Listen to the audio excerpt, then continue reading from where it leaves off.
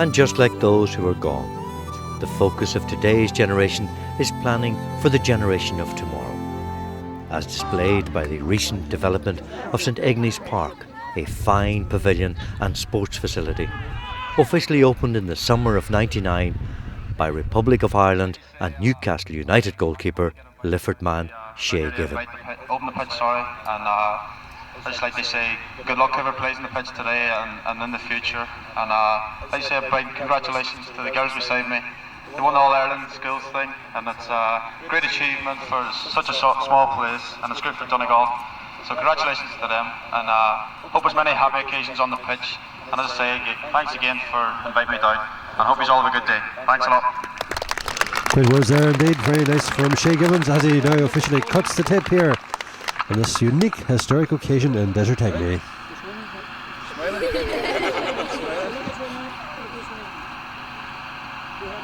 There we go.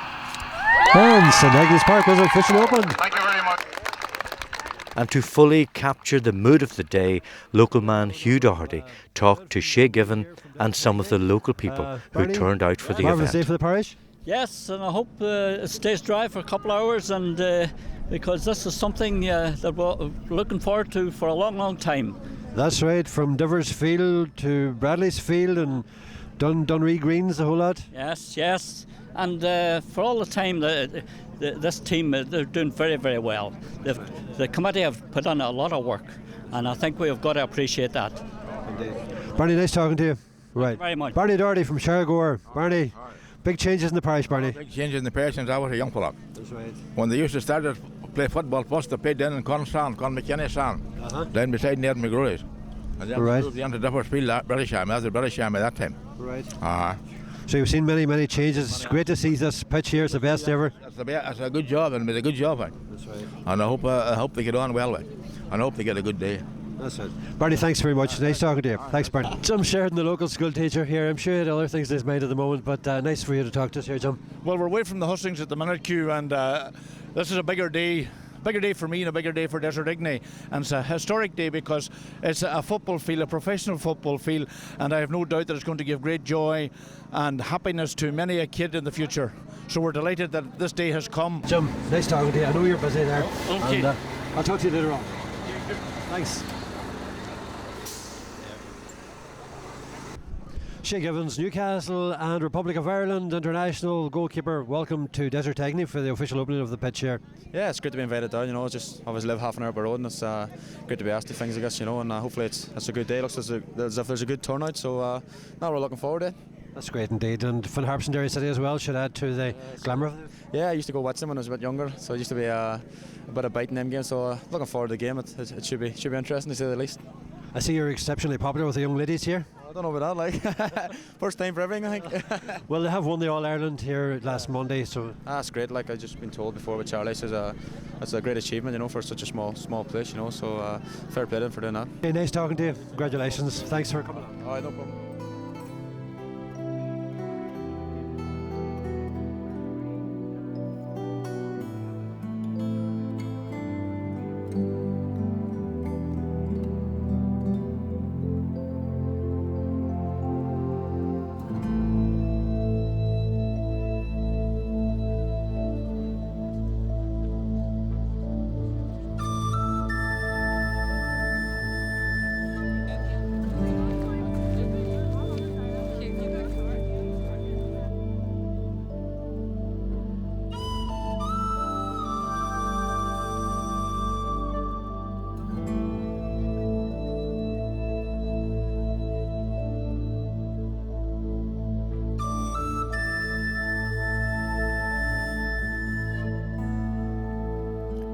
Only a few short years since the idea of developing a sports field was first mooted, followed by many hours of voluntary work, finally arrived the time to say thanks.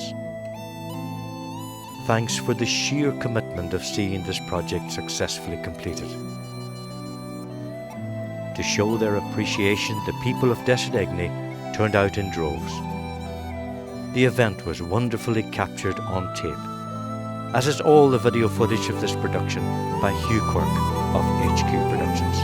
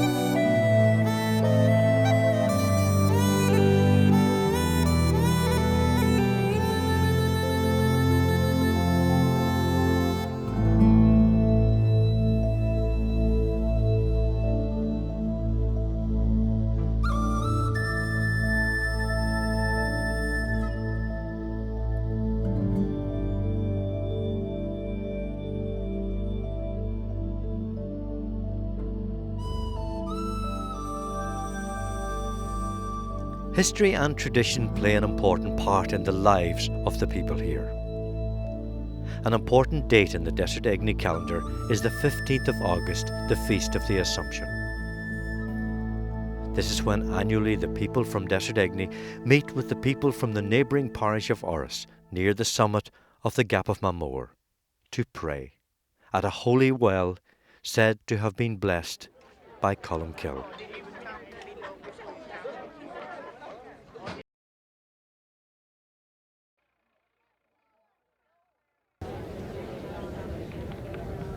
Hail Mary, for grace, fountains for say, blessed art thou in sin, and blessed is the fruit of thy womb, Jesus.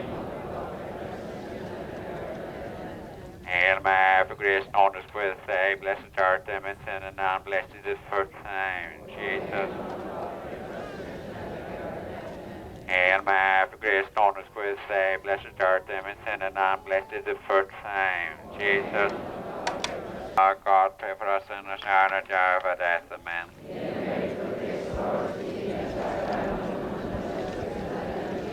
Holy Mary, our God, pray for us sinners, now and at the hour of our death. Amen.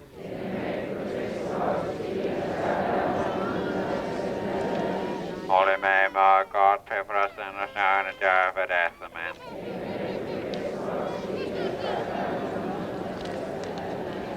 Holy Mary, our God, pray for us sinners, now and at the hour of our death. Amen. And for us beginning as now and ever shall be, world without end. Amen. And third, the descent of the Holy Spirit upon the apostles. The Lord is with thee, blessed art thou amongst women, and blessed is the fruit of thy womb, Jesus. Mary, full of grace, the Lord is with thee, blessed art thou amongst women, and blessed is the fruit of thy womb, Jesus. Mary, full of grace, the Lord is with thee, blessed art thou amongst women, and blessed is the fruit of thy womb, Jesus.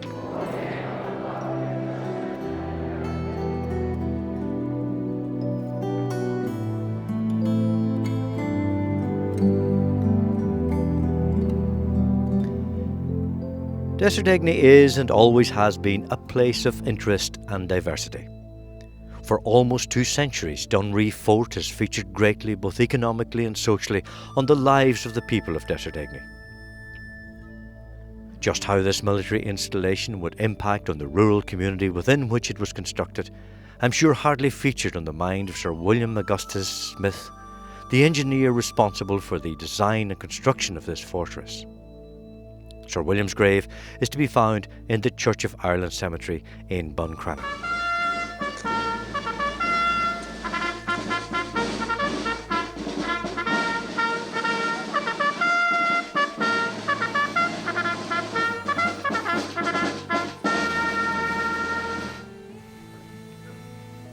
In 1986, the then President of Ireland, Dr. Patrick Hillary, officially opened a military museum on the site of the old fort. An important day for Dunree and for Desertegney, as this ensured a military presence would be enshrined here.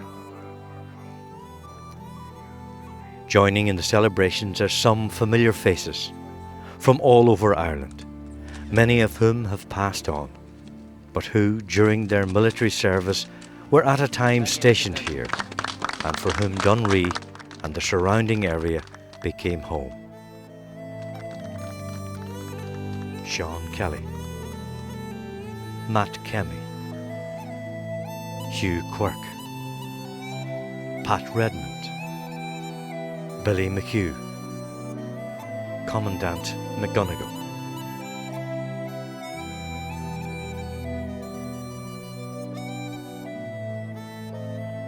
and Peter Clients, to name but a few.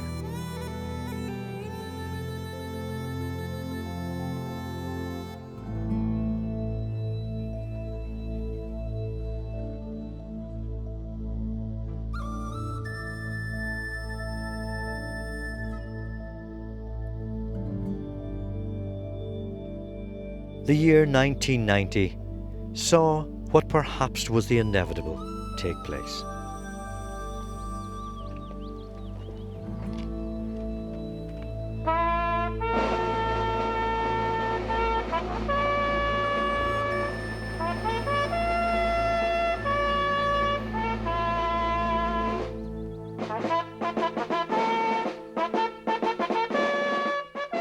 tricolour that for decades soared over the headlands of Dunree, proudly identifying it for what it was now for the last time lowered as Dunree Fort was officially closed as an Irish Army operational military base. The tricolour, folded, is handed son to father, from Captain MacDonagh to his father, retired General MacDonagh, who in 1938 was the recipient of the tricolour from the British at the handover of Dunree. 1st of June 1990. So ladies and gentlemen, I'd advise you to come back and visit John Ferguson, because in this, when we take down our final flag and lower our flag of life for the last time, remember, he is the key of a little corner of heaven. John Ferguson.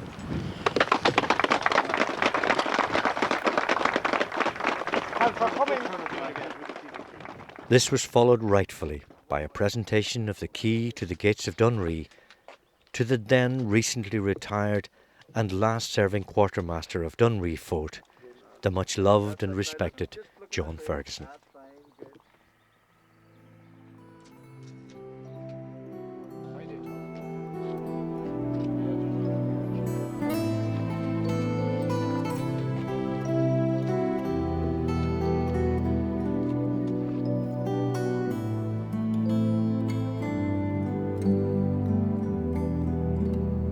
Words spoken at the presentation.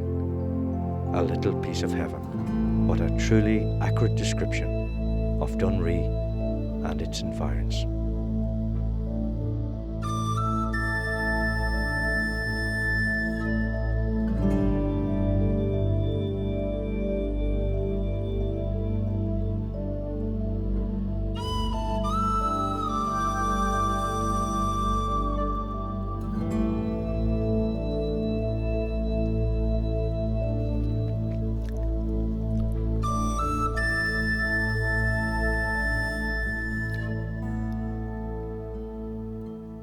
To find the true character of a place, it's important you search for wisdom and life experience.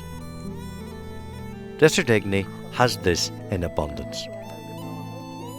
Mary Kate Doherty, originally from Gortlake, has lived all of her married life in the townland of Glebe. When we arrived to visit Mary, we found she was already entertaining a very special guest. My great-grandniece, and her name is Lucy Lavery, and she was christened yesterday. And Rosemary Baldrick is her mammy. Wee angel. Where were you reared? Gortlake. So who were your family in Gortlake? I was with my two uncles, Peter Bradley and Pat Bradley. My mother and brothers and sisters. All reared together? What do you remember doing at school? What do you remember doing at school? Playing jacks. What's that? What was playing jacks? 5 stones, the 6 stones. Oh God. How did you play it? Ring-a-ring-a-rosy. And anything else? No, there weren't much school them times. No. I'm telling you. No games like they have now. Everybody was in the bare feet. You suppose you've seen that? That's right. So, whenever you left school, you say at 14. And then you worked around the farm. Just about work, helping at home. And and all your brothers, sisters did the same just thing? one brother and the two sisters. Two sisters, yeah. And they did the same? They worked around the farm as well? And where did you earn the money from? How was money earned then, Mary? Oh, God bless me, I don't know. The corn and spuds that they worked on the farm. And what did you sell, the spuds? Or? Spuds and the corn and sheep and cattle, that's all. And do you remember your first night going to the wee hall? No, I do not. Why not? I don't know, I can't know. Is it that you don't want to tell me because you might have met someone, or? No? I don't know who I went with, tell you the truth. Just a crowd of us went, gathered up and went. That'll do you. No. Fresh yourself now, finish up. And did the men go to one side and the women to the other? Or? No, they were all mixtures. And is that where you met the love of your life? No, I don't think so. It was a long time after that. Nobody's going to know that. Oh, you're not going to tell me how you met James? Are you not going to tell me how you met James? No, I'm not going to tell you how I met James, no. Why? Just. Oh, dear. No. Why not? No. How long were you courting before you got married? I don't know. About 3 years or so. Right. And where were you married then? At the old church down there, the wee old church, you know. Right. And what? 19... Oh God, I hardly know now. 49. Right. Boxing Day, 1949. You got married? That was a big day. A good while ago. Aye. James ran to me with an old time waltz in the hall one night, and he looked, took that down, and Father Dole gave us half a crown each. Is that all right? Half a crown and we were in heaven. Aye. I bet. That was good of us, wasn't it? That was. Yeah. That was surely. What are you trying to do? Every time I bring that up to you. Come on up and get your food. During our visit with Mary Kate, Bridget Doherty from next door dropped in for a ceilidh, bringing with her sloke. I know what she was telling me. And a recipe for anyone who's Her and interested. James Rudden used to dance together in the wee hall. Aye. Why? And they were so good at it. Eh? Father Dolan gave you half a crown each. Oh, you weren't in the hall that time? No, I wasn't in the wee hall. Oh, you'd be far too young. Aye, sure. Where were you, Bridget? Where did you dance? Where did In you? the big hall. Aye, down in the big hall. Oh, you never was in the wee hall? No, I never was in the wee hall, no. I was trying to get her. I was trying to get her to tell me when she met James, her husband. Yes. But she's very secretive about how they met. She's not giving away very much information.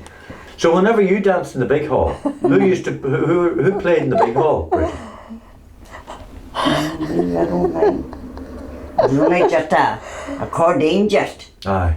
Was there that time. Because Mary Josephine used to play in the wee hall. When Mary Josephine were playing your time? Or No. Paddy Barney? No. No. No, I go to now funny. Johnny Bradley over there used to play sometimes too. Did he? Yeah. Aye. Good. What was Dab at the Stool? Salt and a saucer and pretties. Pretties in the basket, you know. Aye. And you dab just put on the salt. Do you mean that, Mary? What was that? Dab at the stool. Hey? Dab at the stool. Huh? What? Dab at the Stool. Did you ever have Dab at the Stool? No. Oh, Mary, but you were very posh. James had money, you see. The rest of us had nothing. We had nothing. Well, it's changed times. Was it a good life? Did you enjoy life? I did. They're happy that time nor now. Young people's not happy now. Doesn't matter what they have. Why is that, Bridget? That's what I don't know. They've too much money. And it's spent in their own way. That's my way of thinking it anyway. I don't know. And your life was happy, Mary? Yeah, very happy. Give that to Sally, look, one Bridget's for you. away. I'm Bridget's away. Look at that. Give one them to Sally. What? Slook.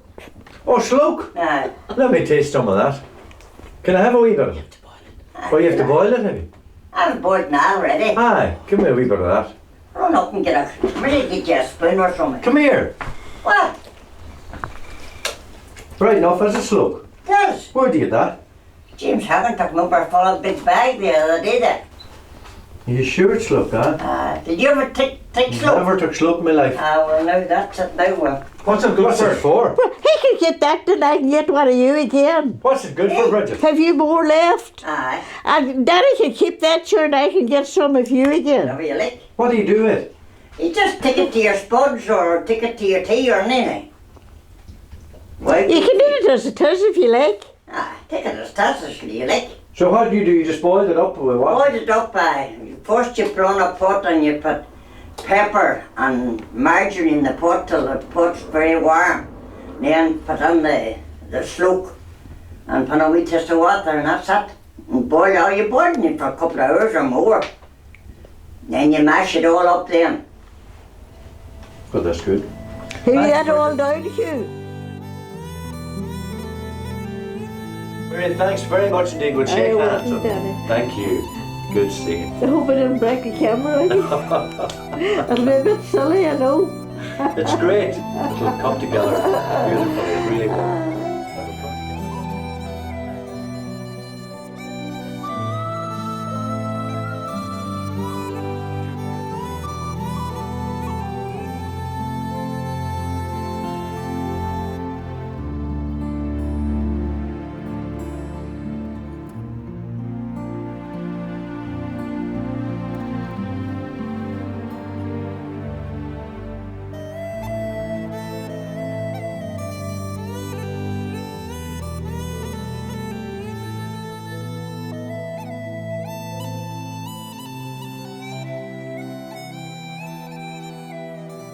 Mary Josephine Doherty, née McLaughlin, was born in Grosvenor Road, Derry in 1923. At the age of 5, she came with her family to live in Linsford, in what's known as the old Linsford Post Office featured earlier. Although with 60 years since Mary Josephine lived in Desertegney, she has vivid memories of growing up and going to school in the parish. My father's name was James McLaughlin and my mother's name before she was married was Bridget Gill Beckhill. Right. So you were basically going home when you were going back to the... We were going back to the parish. Yeah. But we didn't know that. But we went back, I suppose, at the right time before we started school or anything. I suppose you look at it that way. The men took a load of turf. Anybody that had turf took a load of turf. Yes. And if you had no horse and cart, you took a load. If you had a horse and cart, you took a load for the other man that had no horse and cart. And then some of them that would have no vehicle or have no turf would build the turf and put it onto the shade, while the turf, that was all done in one day. Yeah. So there was a big turf fire in the winter time in the school? Yes, if we seen it.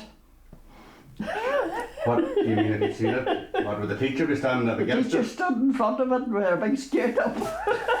Warming themselves? Warming themselves. Oh God, forgive us. I hope you haven't that on the machine. Oh, the whole lot's going on. Damn it, hear it here. Ah, you're right. That's the way it was, wasn't it? That's the way it was then. So you liked school alright, Marie? Oh, I loved school. Did you? Cried the day I left school. Cried. I loved arithmetic. I hated Irish. Hated it. I think everybody hates it. They did start then to make cocoa, and Miss Dilly would one day in the week had cookery classes for us. We had sewing classes, and Miss Dilly used to take the 5th or 6th and 7th up to her flat and teach the music. Imagine. So your memories of school was good, Marie? Oh, I enjoyed school. Hit it till the day was kept home. Mary Josephine now passes her time patchwork quilt making. Sewing since I was 6-year-old. Well, you sewed at school? Yes, the teacher showed me the teacher. Miss Daly taught us how to teach at school, but my mother was always a sewer. My mother made all our clothes when we were young. Beautiful. That's lovely. That's part of my handiwork. Passes the time. So. Okay, Marie Josephine. Once again, we're looking forward to seeing you at the reunion, and well, with God's help. Many more happy days to you. Well, if I go with a breed, I have a good long life in front of me.